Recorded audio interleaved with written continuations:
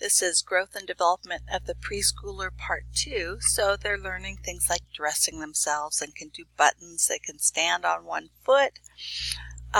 Communication is really taking off. 3-year-olds can speak in complete sentences. They can follow directions that have 2 or 3 steps, such as go to your bedroom, get your blue shirt, and take it to the hamper. Right, that's 3 steps there. They can name lots of familiar objects. They have a vocabulary of about 200 words. By 5, they can tell you how to use something. They can use past, present, and future tenses. They can tell you that something's imaginary. They can answer questions that use why and when. By 5, their vocabulary is now over 2,000 words, so their speech just improves like crazy. Emotional and social development, they now can make and retain friends, so they learn how to make and keep friends.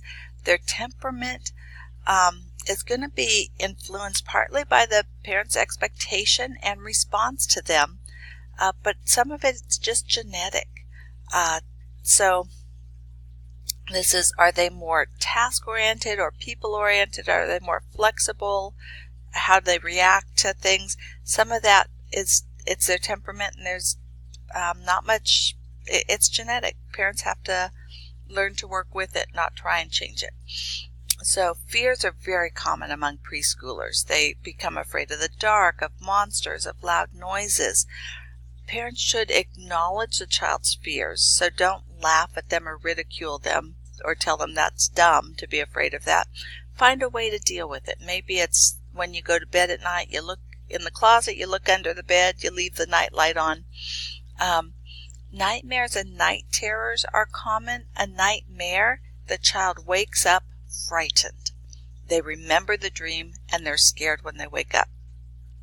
A night terror, they're still screaming during the night.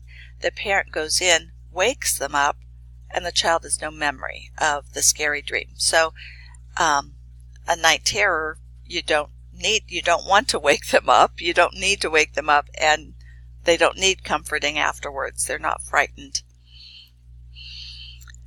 So issues involved in promoting growth and development of the preschooler, we really do want to work on building self-esteem. So the child has to be able to accomplish things. So let them try new things and do new things.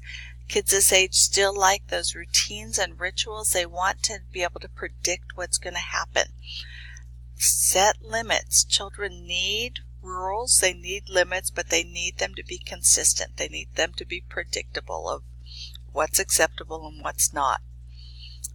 We want to catch developmental delays as early as possible and get kids into special, whether that's therapy or whatever, because the earlier we catch them, the better we can help them develop ways to overcome them. And then supporting self-care activities such as dressing and toileting themselves. Again, this goes back to building self-esteem. Let them do these things.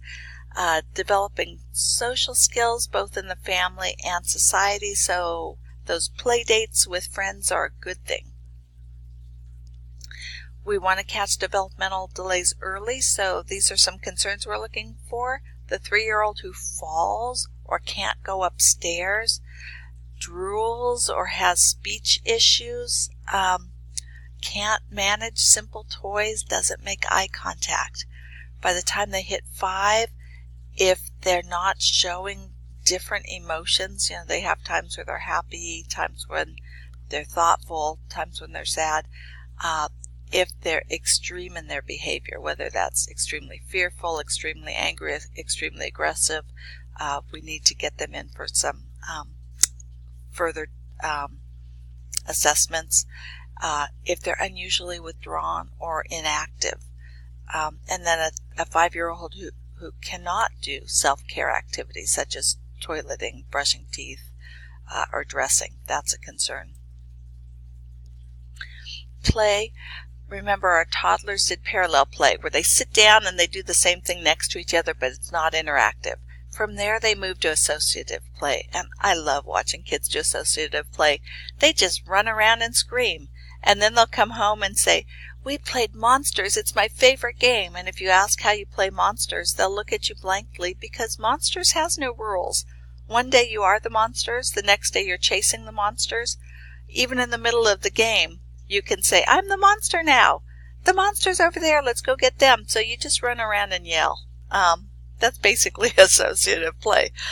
And then from there, they move to start being able to have some rules, right? That they're starting to play t-ball and soccer and things that have rules towards the end of this preschool stage. They love pretend play, fantasy, imagining, that the garden is full of fairies and let's go catch them.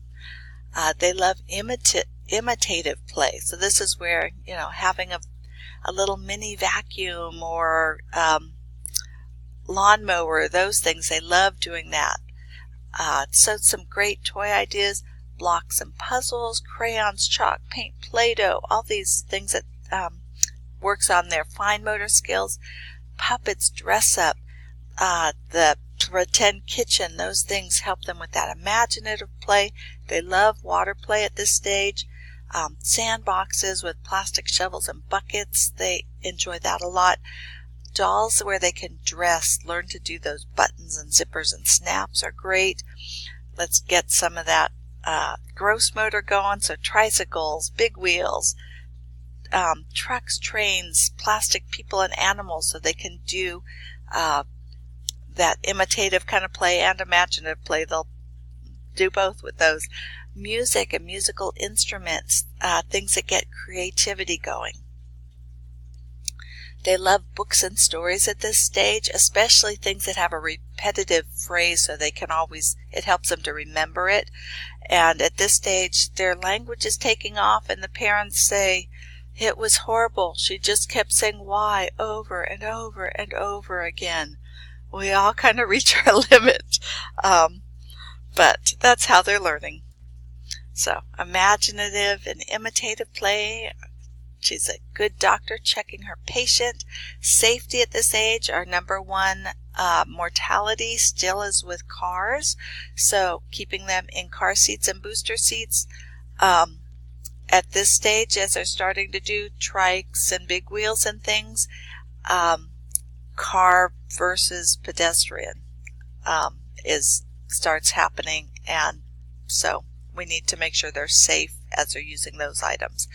Drowning, right? This is an age that they're really fascinated with water, but many can't swim or can't swim well. Even if they can swim in the summer, it doesn't mean they can swim in the winter fully dressed with their shoes and everything on if they fell in. Firearms. American Academy of Pediatrics recommends no firearms in houses with kids this age. Burns, and there should be separate bullet points, burns and poisoning are things that can happen in an instant. And second or third hand smoke. Second-hand smoke is inhaling the fumes from somebody who smokes. Third-hand smoke is the residual that gets on everything, the walls, the furniture, and they get that and then ingest it. So they have to stay in a car seat till they're 4 years and 40 pounds. So your really small child's going to be in longer because they may not reach 40 pounds at 4 years old.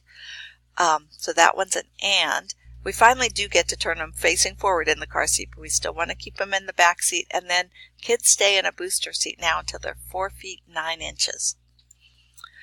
So eating habits. Let's get them eating well. Preschoolers often, I used to say my kids were like snakes. They'd eat a ton one day and then not eat the next few days or hardly eat. That is common. We tend to overfeed them. So remind parents they don't need as much. Their portions should be smaller. So using a small plate is going to help, and giving them utensils that are appropriate for them. Letting the child self-serve is going to help, and not trying to overfeed them. And then let the child stop when they're done eating. We often try and force feed them. They just don't need as much at this age, and they are erratic eaters. Snacks, let's make sure they have healthy snacks, and then it's okay. We chips and candy should be very limited.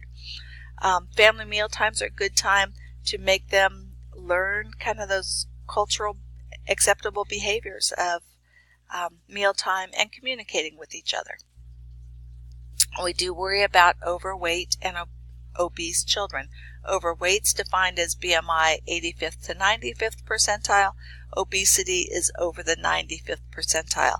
And things that weren't an issue back when kids had to go outside and play before we had TVs and some of the entertainment we have now.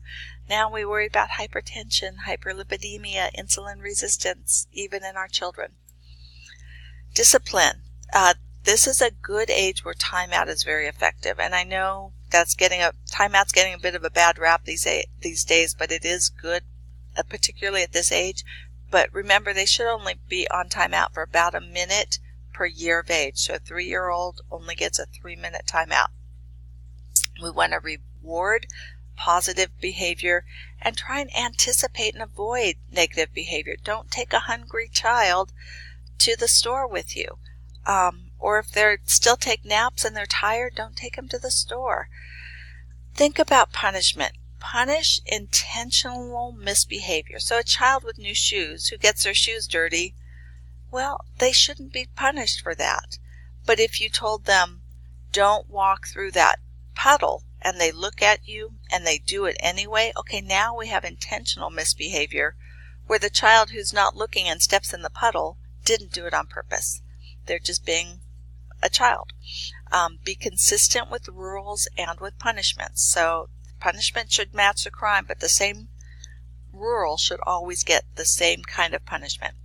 Common concerns with this age: lying, right? They'll tell you the baby drew on the wall. It wasn't them. Lying to avoid punishment is common. Sex education, they have figured out boys versus girls, and they often ask questions. Tell parents, don't answer what they're not asking, but answer what they are asking. Make sure it's in very simple language that they understand, but usually they're very satisfied with a simple answer. They're not asking to learn about ovum and sperm. Masturbation is common at this age, so teaching them what's appropriate, that we don't do that in public, we don't do that, in the store, but we also don't want to send them messages that's dirty, that's you shouldn't touch. It can trigger lifelong issues with sexual function. So we want to avoid, we do want to teach them what's acceptable in public, but not make it a bad thing